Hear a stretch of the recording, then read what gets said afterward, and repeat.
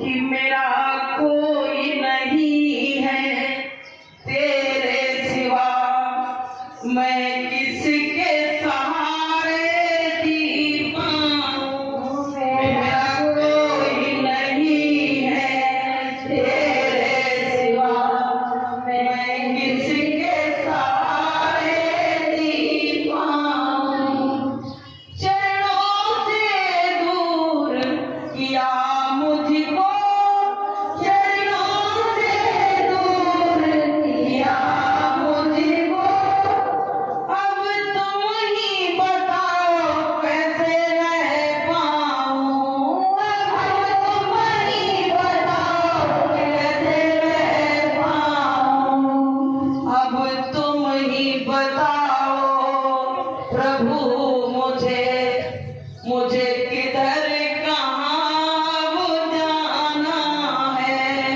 अब तुम ही बताओ गुरु मुझे, अब किधर कहाँ वो जाना है। चरणों में रख लो नाथ मुझे, चरणों में रख लो नाथ मुझे।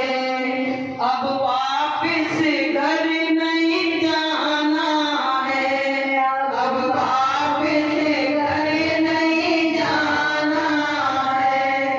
मेरा कोई नहीं है तेरे सिवा, मैं किसके सहारे जी पाऊं। मेरा कोई नहीं है तेरे सिवा, मैं किसके सहारे जी पाऊं।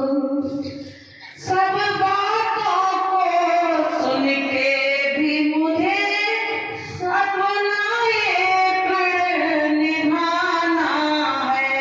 सब बातों को सुन के भी मुझे अपना एक निभाना है। अब नाथ बता दो तुम ही मुझे, तुम्हें छोड़ कहीं नहीं जाना है। अब नाथ बता दो तुम ही मुझे, तुम्हें छोड़ कहीं नहीं जाना है। मेरी इच्छा यही है हे गुरुवर, मेरी इच्छा यही है हे गुरुवर। सब जीवन यही बिताना है, सब जीवन यही बिताना है। चरणों में रख लो नाथ मुझे, चरणों में रख लो नाथ मुझे। अब वापिस घर नहीं जाना है, अब वापिस घर नहीं जाना है। तो प्रेमियों, अपने गुरु महाराज से हर तरह से जैसी बात आए, अपने पिता से हर बात कहने का हमको अधिकार है, अपने गुरु जी से हर बात कहने का अधिकार है।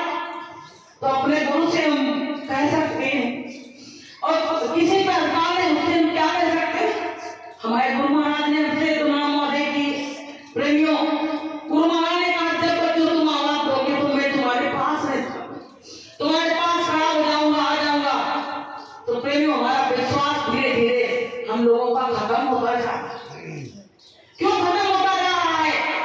क्योंकि हम दूसरों की संगत में जब फंस जाते हैं तो लोग कहते हैं तो गुरु महाराज थे, अब तो उनकी दया काम नहीं करेगी। जिस समय ये बात सुनते हैं प्रेमियों, उस समय ऐसा लगता है कि क्या करें और क्या ना करें। गुरु महाराज कहते हैं बच्चों, लड़ाई झगड़ा करना नहीं, लड़ाई झगड़ा नहीं करना, मेरे पीछे लड़ाई झगड़ा नहीं करना। मैं सब अपने काम को संभाल लूंगा, तुमको लड़ने की जरूरत नहीं।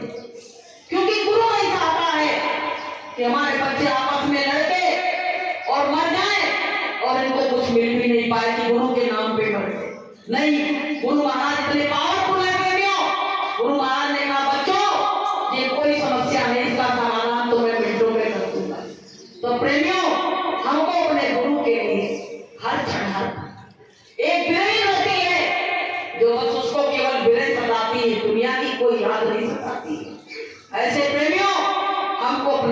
की बहन में रोने की जरूरत। अब वो समय आ गया, प्रेमियों आज एक बहुत बड़ा वो हुआ, लेकिन मन से बताने की उसको इजाजत नहीं है, तो बताया नहीं जाएगा। वो इजाजत मिली थी पहले तो बता दिया गया था, इस बार नहीं है तो नहीं बताया जाएगा। लेकिन सब प्रमाणित हो चुका है, ज्यादा घबराने की जरूरत नहीं है। अब वो समय बिल्कुल नजदीक आ गया। गुरु महाराज ने यहां तक की कह दिया कि जो गुरु को याद कर रहे हैं और इस पाले को बदल के कहीं गए नहीं है, वही बच्चे मुझको पहचान पाएंगे और कोई पहचान नहीं पाएगा, वो ले पाएंगे। अब बताइए, इतना तक कह दिया और क्या चाहिए? क्या चाहिए? जब पाला बदल गया तो पहचान कैसे पाओगे? जो उस पाले में खड़े वही तो पहचान पाएंगे। तो प्रेमियों, गुरु महाराज कहीं गए नहीं, गुरु महाराज हैं और हर क्षण हर पल हमारी तुम्हारी देख रेख करते हैं। सब भक्तों की पुकार, जितना तुम साधन भजन करते हो घाट पे बैठ के, सब मालिक एक एक की गिनती करना। वो कह रहा है कि तुम करो तो मैंने अपनी बहन को सब कुछ जमा कर दिया। जैसे कोई छोटा बच्चा होता है, उसके पास पैसे दे दिए जाए तो अनर्गल खर्च कर देगा, उसको बर्बाद कर देगा। और प्रेमियों, बड़े लोग होते कहते बेटा मेरे पास जमा कर देना, जब तुझको जरूरत लगेगी मैं दे दूंगा। ऐसे गुरु महाराज ने हमारे साधन भजन को अपने पास जमा कर रखा है कि कहीं मेरे बच्चे क्रोध में आके किसी को श्राप ना दे दें, खुशी में किसी को भैया दुआ नहीं देते तो इनका भजन सब खत्म हो जाएगा। तो प्रेमियों, गुरु महाराज अपने पास हमारे धन को इकट्ठा किए हुए, समय आएगा मालिक उस धन को निकाल के तुरंत दे दे। जब यहाँ के इंसान ईमानदार है तो क्या हमारा गुरु ईमानदार नहीं है? वो हमारी और बढ़ा के गुरु महाराज दे देंगे, जो हमने नहीं कर पाया उसको भी मिला के दे देंगे। तो प्रेमियों, गुरु सच्चा, रास्ता सच्चा, बस हम लोग सच्चे नहीं हैं। सब चीज सच्ची है, हमारी भक्ति में कमी आ गई है, हम लोग शंका करने लगे। गुरु महाराज ने कहा बच्चों, जिसने जिसने शंका की उनको नरक में जाना पड़ा। अगर तुमने शंका की तो तुम भी नरक में जाओगे, नरक में जाने से कोई बचा नहीं पाएगा।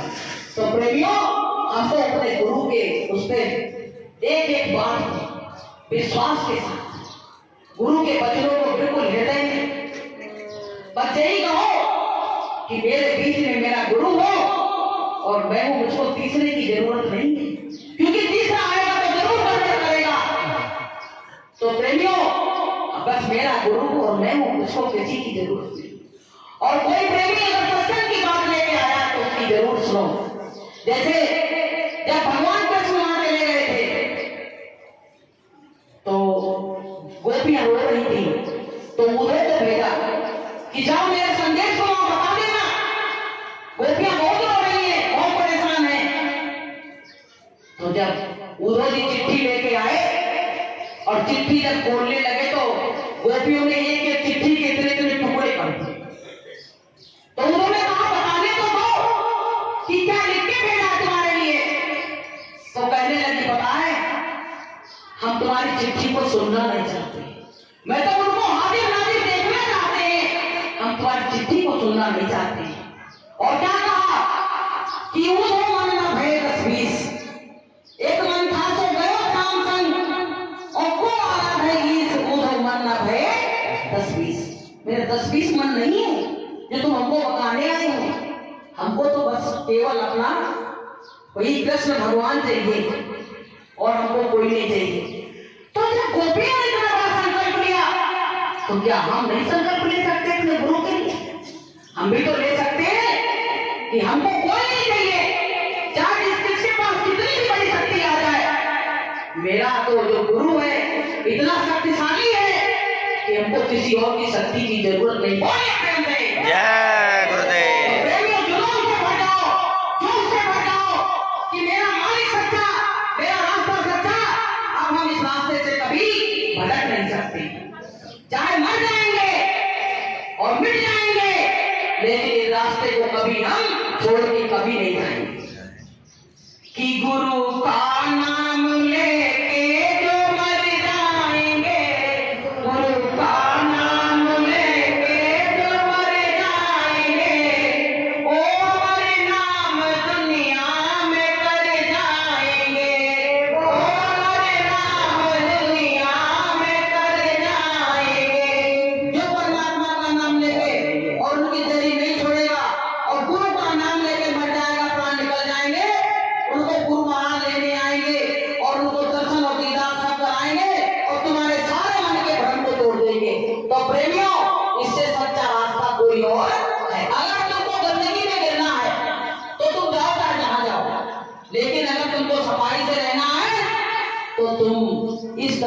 को छोड़ के कभी जाना नहीं।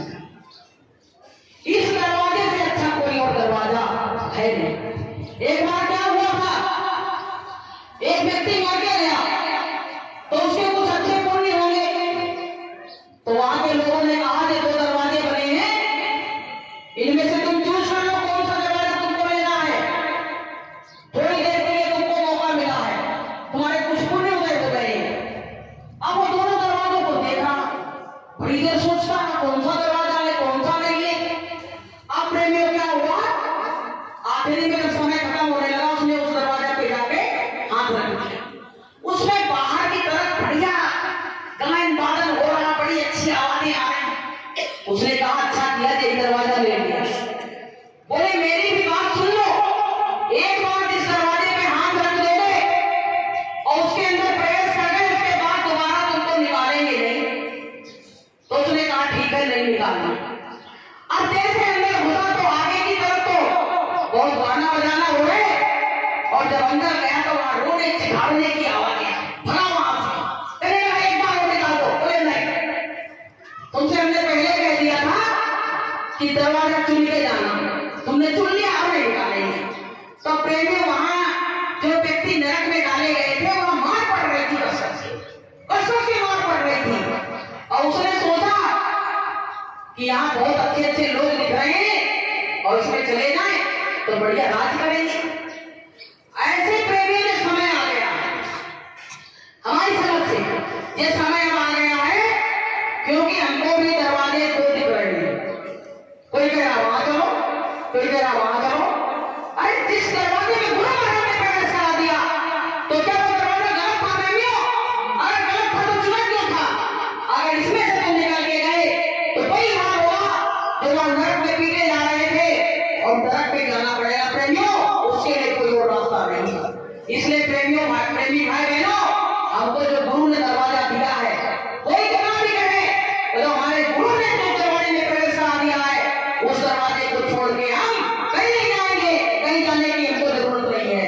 तो प्रेमी भाई बहनों, जो मानव जीवन में आए, इसको देखो, इसके संतमत का मार्ग जो है ना, इसमें बुद्धि की कसरत नहीं करो, दया मांगो, दया मांगो कि दयागार तुमसे दया मांगते हैं, दयागार तुमसे दया मांगते हैं, सदा के लिए हम क्षमा मांगते हैं, सदा के लिए हम क्षमा मांगते हैं, दयागार तुमसे दया मांगते हैं, दयागार तुमसे दया मांगते हैं।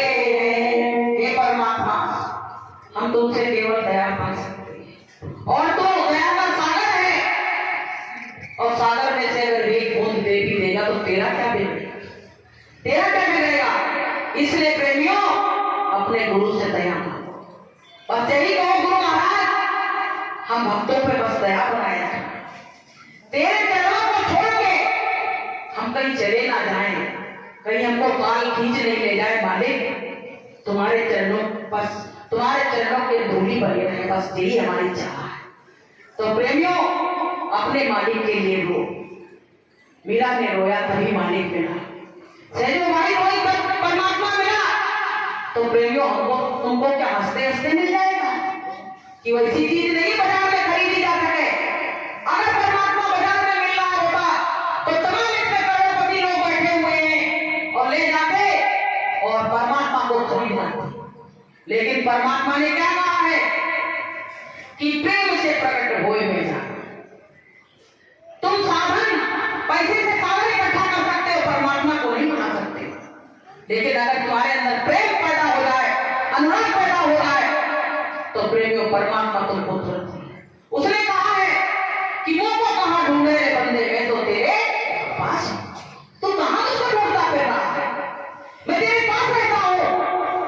जब द्रौपदी का चीरहरण हुआ तो द्रौपदी को ये मालूम था कि कृष्ण भगवान तो वहां द्वारिका में होंगे, तो कहा मथुरा में होंगे, द्वारका में होंगे। आप प्रेमियों ने अपने पतियों को देखा, द्रोणाचार्य, कृपाचार्य, भीष्म पितामह सब बैठे थे, सबकी ओर देखा कि भरी सभा में मेरी लाज लुट रही है, तो कोई ना कोई बुजुर्ग तो उठ के खड़ा हो जाएगा। लेकिन सबकी तरफ देखा, सबने अपनी आंखें झुकाई। तब उन्होंने कहा, हे पिता परमात्मा, तू कहां है? मेरी लाज लुटी जा रही थी सभा में, तू कब आएगा? जब मेरी लाज लुट जाएगी तब आएगा। फिर भी नहीं आया। लेकिन जब द्रौपदी ने आवाज लगाई, दीनानाथ, जब तीनों का नाम कहा, तीन बन गई, तो परमात्मा उसी समय प्रकट हो गया और उसकी ऐसी साड़ी बढ़ाई, ऐसी बढ़ाई कि लोग देखते रह गए कि कहां जा छुपे हो प्यारे कन्हैया, कहां जा छुपे हो प्यारे कन्हैया, यहाँ लाज मेरी लुटी जा रही है, यहाँ लाज मेरी लुटी जा रही है। तो जब ये बात कही तो परमात्मा ने उनकी उसको साड़ी को बढ़ाते चले गए, बढ़ाते चले गए, तो शासन खींचता चला गया, लेकिन साड़ी छोटी नहीं बनी। अब द्रौपदी ने कहा कि बताओ कि तुमने मेरे साथ कितना बड़ा एहसान किया।